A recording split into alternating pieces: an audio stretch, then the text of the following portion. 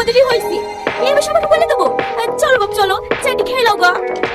খাবো না বলিস খাবো না, আমি এক কথা মানুষ, আমি বাড়ির জামাই, কার সাথে চাই চাই সমালি পারবো না।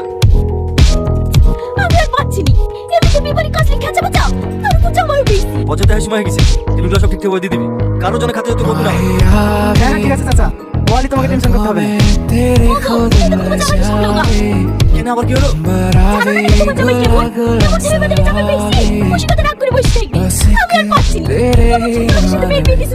আমার হাড় মাংস জলে পড়ে ছাই হয়ে গেল। কেন এখন আবার কি ঝামেলা পেলো?